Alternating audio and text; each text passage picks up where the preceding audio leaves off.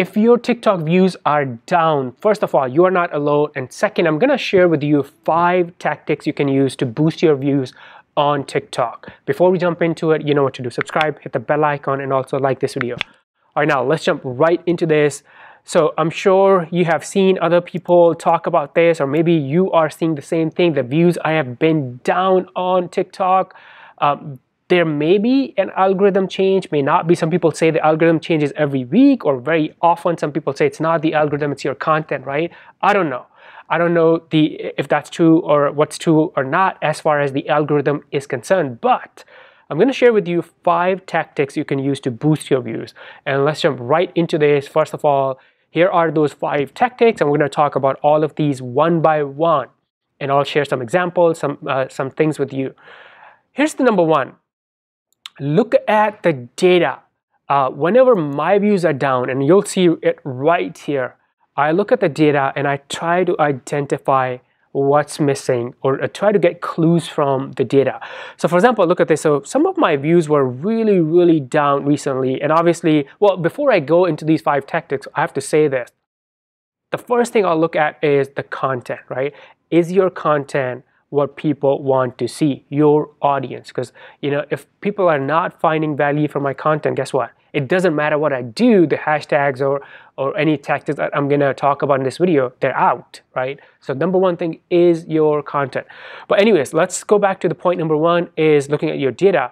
So I looked at some of my videos, especially with the low views. So for example, video like this, look at this. So this video, the average watch time is 5 seconds, but the video is like 15 seconds long. So people on average are only watching 5 seconds, right? So it makes sense. And my views are coming from the United States, Canada, that's all good. But that video is too long for my audience, right? And then here's another one. Let's look at the analytics. And then the average watch time is 6 seconds and the video is 13 seconds long. Same thing, it's too long. So when I looked at that data, I was like, okay, let me actually experiment with shorter form content. And then I made some videos like this. So I made this video right here. So this video has 48,000 views, right? So that's like 50 times more. But let's look at this and view analytics. And now look at this, the average watch time 7 seconds and the video was 7.3 seconds long, right? So I looked at my data and I understood that people actually want to watch short videos on my account. So I experimented with that and I was able to see a huge bump in the views, engagement, and everything, right? So that's number 1. And this doesn't mean I'm always gonna make short videos, right? I'm okay, because the way I create my strategy is there are things I wanna say, I wanna educate my audience, I wanna provide value. And if it's gonna take me longer videos or shorter videos, that's fine. I'm not here on TikTok to always get more views, or getting more views and engagement is not the only goal, right? Just to be clear. But that's the number 1 thing I'm gonna say. When your views are down, look at your data on different videos, maybe look at your last 9, 10 videos and see if you can identify any trends from that. Number 2 is very important, engage. I can't emphasize on this enough. A lot of time we just post on TikTok and then we're done, we go away. You can leave comments or reply to comments from your desktop, right? So for example, I'm on desktop right here, I'm logged in, I can go into notification and the comments and then reply to these people. So that's another thing I would say, that anyone who is replying to or leaving comments, reply back to those people, engage with these people. Actually, if your views are down, I would spend a lot of time engaging. That's one, replying to your own comments. I'll also say go to other accounts that are in similar niche, people who have similar content or similar audience to yours. I'll go to, let's say, their account and then reply to or engage with their content and also the comments. One thing that you'll notice is, so for example, this is about Instagram stories. I also post a lot about Instagram stories. If I scroll down, so that person, that account actually, they didn't have time to respond to these comments.